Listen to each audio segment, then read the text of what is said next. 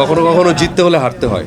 Right, আমরা enjoy করেছি, that's it. আমরা ওটা নিয়ে মানে হার জিত থাকবেই, আমরা এনজয় করেছি প্রত্যেকটা ম্যাচ। আমার মনে হয় যে যিনি নাম্বার ওয়ান তিনি সব জায়গায় নাম্বার ওয়ান, সব জায়গাতেই ওনার বিচরণ খুব স্ট্রং অ্যান্ড পজিটিভ।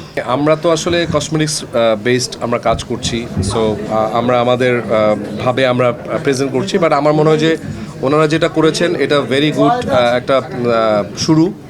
সো এই ধরনের শুরু হলে যে আমরাও হয়তো ভবিষ্যতে একসাথে কাজ করতে পারবো, যেহেতু একটা গুড সলিউশন।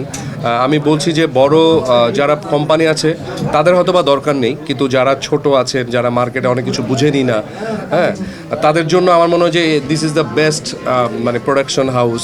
এখান থেকে তারা সব কিছু জানতে পারবেন, যেমন ওনাদের মাধ্যমে আসলে আপনাদেরও সাপোর্ট পাবে, প্লাস ওই প্রোডাক্টটা কীভাবে ডেভেলপমেন্ট করতে পারবেন।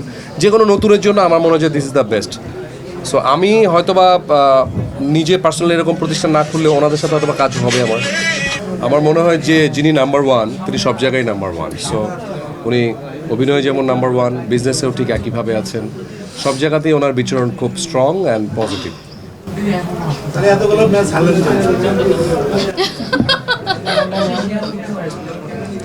কখনো কখনো জিততে হলে হারতে হয়। রাইট। ঠিক আছে, ওকে, থ্যাংক ইউ সো মাচ ভাইয়া। হ্যাঁ, সামনের বিপিএল নিয়ে আমরা যেহেতু অনেক পজিটিভ, আমার প্রত্যেকটা টিমে থেকে আমাদের ইমেজ সবচেয়ে ভালো ছিল, পজিটিভ ছিল, আমরা সব দিক থেকেই মানে ভালো ছিলাম।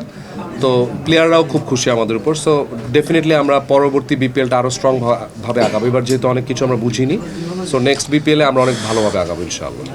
একেবারে শেষের থেকে বিপিএলটা শেষ করেছেন, শাকিব ভাই কি আসলে মন টন খারাপ ছিল কিনা, যেহেতু অনেক প্রত্যাশা অনেক ক্রিকেটে এসেছিলেন? না, আমরা এনজয় করেছি, দ্যাটস ইট। আমরা ওটা নিয়ে মানে হার জিত থাকবেই, আমরা এনজয় করেছি প্রত্যেকটা ম্যাচ। হার জিত সব সমান ছিল আমাদের কাছে।